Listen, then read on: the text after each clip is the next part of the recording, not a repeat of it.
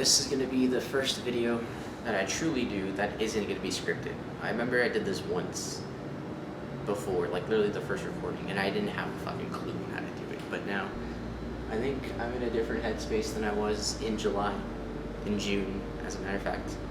To think that so much will change in the last 4 months of my life is to be severely impressed. I mean, it's almost been a year since I started fully investing myself into this self-improvement journey, but now I think that the more that I look about how phases of my life have been going through, you can't attribute one phase of a life to just years. And what I mean by this is that if I were to sit here and say that when I started working at my first job to when I quit that first job, that was a 2-year phase of my life. But that's very ignorant to say that those mini phases that created that one giant conglomerate should be just as important as all the other definitions in that sense. Because when I was 19 to when I was 20, from March 23 to September 23, that was an arc of its own of dealing with relationships at work. February 24 to November, that was another arc of my life where basically just having to deal with more responsibilities and having to juggle the fact that I was working full-time and working to get a degree full-time as well. That in of itself was a lesson. And then from November 24 to now, that entire year of my life has been a phase in of its own. So to say that a person has maybe like years of their life as a phase is to be ignorant of the fact that you can really claim any part of your life as a phase. All that matters in that phase is that you lived through it, you got to see it, you got to experience the highs and the lows of what that time had to give you, what lesson you had to learn, what ideology the world was asking of you. What an insane phase of my life I'm currently in right now. You know, that's to say that when I finished this 2-year period of my life, I'm still continuing off of the phase that I started self-improvement fully. I've been doing a lot of introspective work recently, these past couple of weeks, and I think that the introspection work in question that I've been learning has been recontextualizing a lot of my relationships and a lot of my life that I have been seeing for these past 2 years. And I just want to let it be known, I think that vibrations and frequencies are a very important factor to talk about when working on a self-improvement journey and when talking about the subconscious mind, because in essence, every day we don't think about vibrations in a sense of what do we give out to the world. We only think about what we're picking up from people. It's why it's very common to say these vibes are immaculate, these vibes suck, these vibes don't match what I want to feel. We look so much at other people's vibrations that we don't think about what are we giving off to other people. And so to basically give it like a nice clean definition, if you will, I think that vibrations and frequencies is the energy that we play into the world that gets internalized by what we feel, so our subconscious, our negative self-talk, our positive self-talk, and all of those things that I've talked about before, and we project that into the reality that we live in, and basically the actions that we make result in the world that we live in. And learning about that, it's recontextualized a lot of my phases that I've had, because I can look at myself in relation to the pieces of the world I was living in, and I can see and I can take ownership and I can take responsibility that I was oscillating and operating at a low frequency. I think that when I look at situationships, I can recognize that I was at a low frequency in the sense of not respecting myself enough to know when to walk away. Same thing with when I was a full-time team leader. I think that a lot of the problems that I was making for myself, I was vibrating at a low frequency because of the fact that I didn't know how to handle new responsibilities. I didn't know how to handle people who had either already been in that position before me or people who were ignorant of the fact of the power that they had. And that they were very ignorant about how they operate themselves in relation to how I work in a team setting. And when I look back at that, I can see in hindsight that I was very judgmental. I was very casting cynicism that was speaking for me. And so in that sense, I can see that if I had just vibrated at a different level, or if I had oscillated at a different level, I can look at those situations and gain better clarity as a result of knowing that my judgment gets projected. I think even now, in the people that I'm meeting, or at least the people and the denizens of the world that I live in that I'm coming across, seeing and looking at the behavior that I'm looking at versus a perception that I have, it's very jarring in the sense of just having somebody switch on a dime because I wasn't let into their life the way that they wanted me to perceive them. And in that sense, it turns into a lot of judgment, and it turns into a lot of casting cynicism, in the sense of I had an idea of who a person was in their head, and now I'm just looking at the reality of it, and I'm just denying it. I'm denying them, and in denying them, I'm messing up a relationship that could have grown from that. Casting a judgment on somebody when they don't even know it. I have to work on that myself. I think that life is asking me right now to work on that because I've stated before, life is a giant mirror. It reflects back what you need to work on, and it reflects the world that you're living in. And so a lot of the times I'm starting to realize that I am a very judgmental person. I cast cynicism and I cast a level of judgment towards a person, whether I'm subconscious about it or not. I'm trying to work on letting that go because nothing comes of benefit and nothing comes of value in giving somebody a preconceived notion and putting them in a box without understanding that there are other things to that person that makes them that person. That's the duality of man. It's polarity in the finest sense, because you can have a person be really insightful, thoughtful, caring, loving, and then you can have another side of them exist at the same time where they have problems, they have issues, they have these feelings and emotions that they don't tell you about. They don't know how to handle it themselves. In this newfound knowledge that I'm learning about different frequencies and different people oscillating at different waves, I can see those two aspects in a person now, and I can recognize that that's just the human experience. That's just people who find ways to get through, get by, and I can't judge somebody on that note because of the fact that I live a boring life. I think that the fact that I go to the gym, don't do any drugs, or I don't have a need to drink my sorrows away, or I don't have a need to care about how I get perceived by others, it's given me a very boring life. I'm living a very boring life, and I have no issues with it. The problem is that when I react to people living extravagant lives or living lives that are not indicative of what I consider a boring life or a good, healthy life, I cast those opinions on people, and I put them in these boxes that I label because I don't know how to handle it. And I'm trying now to put that lizard in my head away. I'm trying to cast aside that judgment, and I'm trying to see humanity for what it is, because everyone has their demons, their skeletons that they keep in the closet. Everyone has their problems that they don't tell anybody. A big reason why people don't state their issues to people is because we care too much, because we put people in boxes that we don't subconsciously know we do. We just choose, and we do. I want to divest myself of this feeling. I want to dissolve this feeling. I want this feeling to dissolve in my future conversations with people because it's not information that's needed.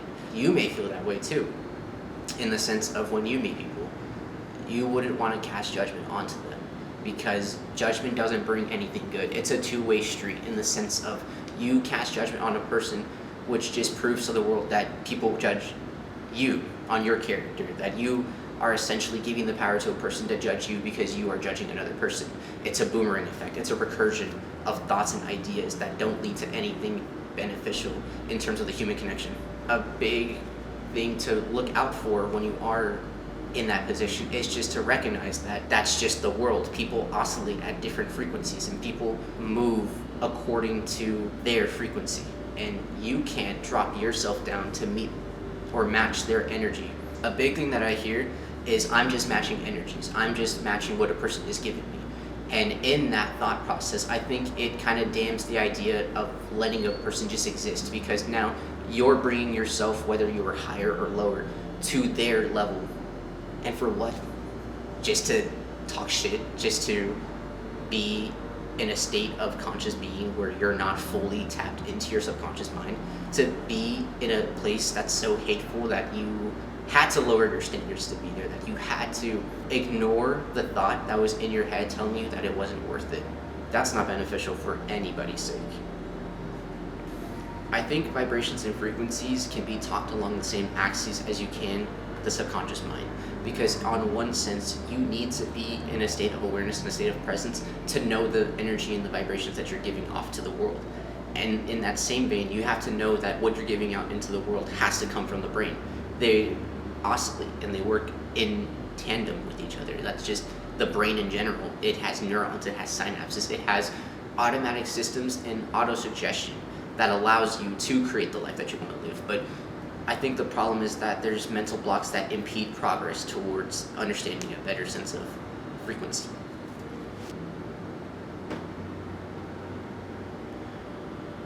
When it comes to improving your frequency that you vibrate at, it's important to know that when you do give your energy out to the world, it's important to know when it's getting reciprocated, or when it's essentially being thrown away, or when it's being accepted, because it's important to remember that the world will always reflect back what you think, and the world will always give you a reaction to the thoughts that lie in your head.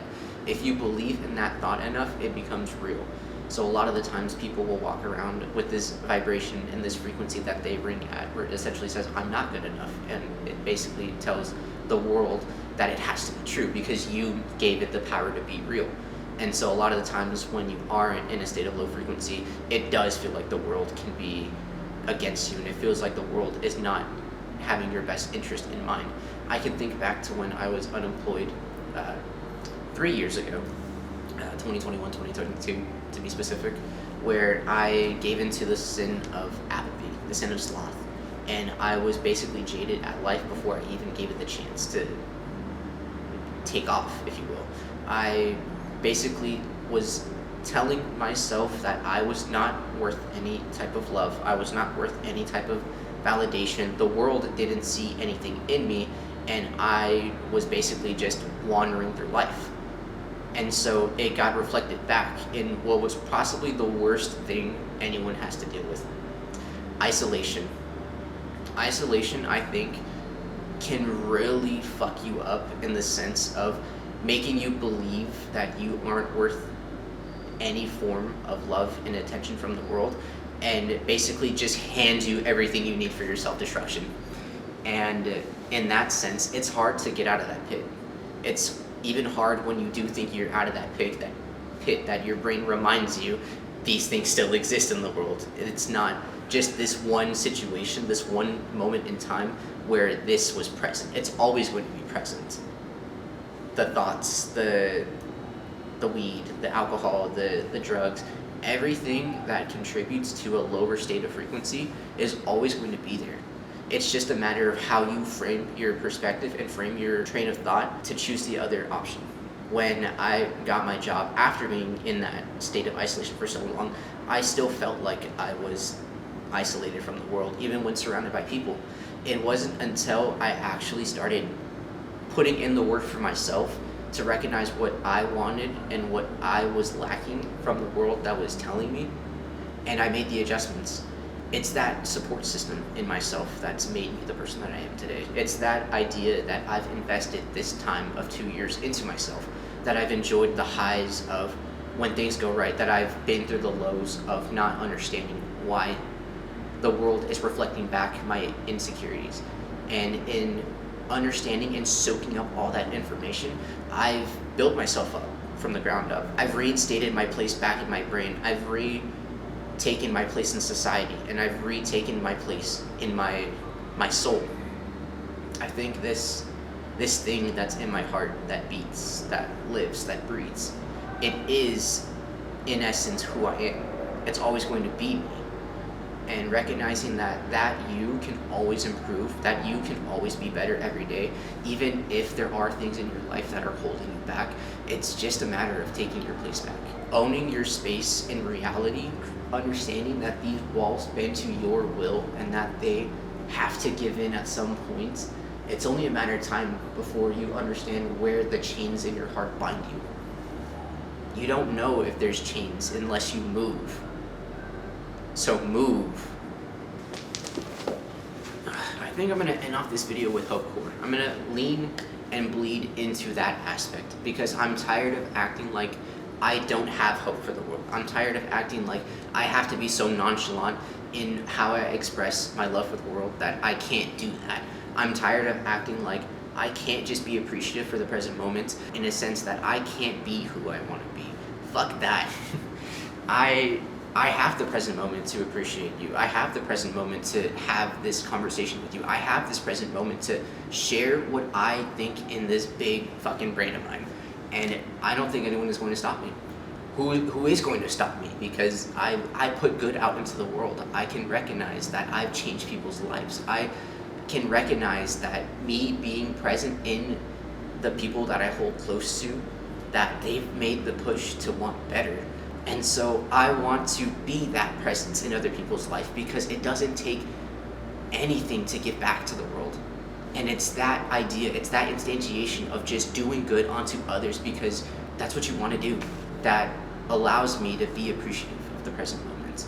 It's that idea, it's that instantiation of hope that I live for and that I will do unto others because that's what I embody. That's what I stand for. That's what I live to do. I fully accept this role of being a mentor, being a teacher. I have what it takes to be hopeful. I've proven to myself that I can get myself out of any situation that I've put myself in as long as I believe in myself. As long as I know that even though I stumble, even though I falter, even though I waver at some occasions, I always get back on the right track. I always know what I want and I always know the ebbs and flows of the world in relation to how I act, so that way I can act accordingly. I just am. I just exist. I am a being of hope.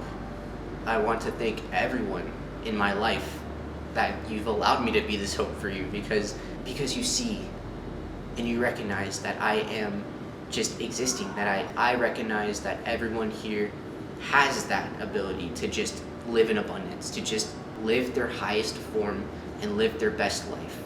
You have to believe that you are entitled of a life deserving of happiness in order to have that life, regardless of the fuck-ups you've made, regardless of the falls you've had to endure, regardless of all the pain and the sorrow and the anguish that you've had to endure in your life. It's okay. That doesn't define who you are, and it never did. You don't get the option to choose where you come from, but you can choose where to go. It doesn't give you the right to keep all of that poison in your body. You have to let it out at some point or it just consumes your heart. I've seen it. I've experienced it. And I can recognize that feeling in people. I see that frequency that people vibrate at, and I can recognize that. I think that in order to instill that happiness, I've come up with a mantra for myself that I hold myself to every day, that I embody every day, that I stand for every day.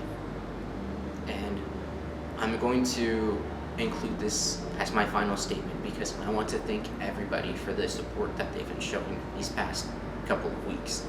I want this to be stated as what I stand for, and it comes from, his name is Napoleon Hill. He was a philosopher and a psychologist, and he created this model, this formula for self-confidence.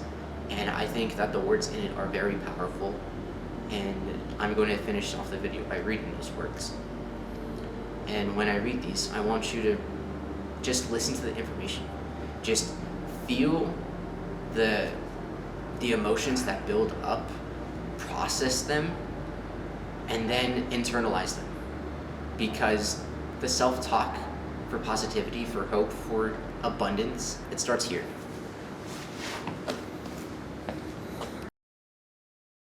Repeat after me. I know that I have the ability to achieve the object of my definite purpose in life. Therefore, I demand of myself persistent, continuous action towards its attainment, and I here and now promise to render such action.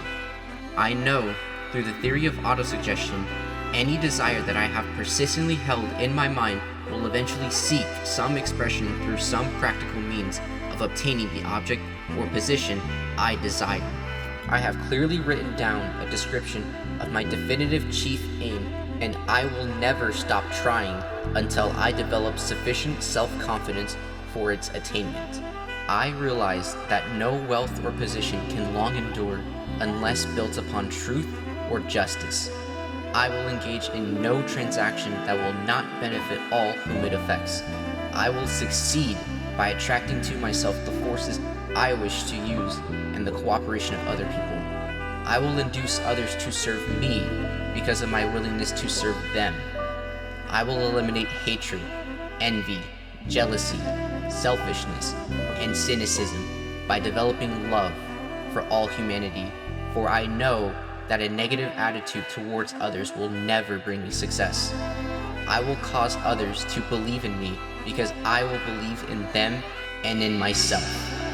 A good day can change a week. A good week can change a month. A good month can change a year. A good year can change a lifetime. It all starts with one day.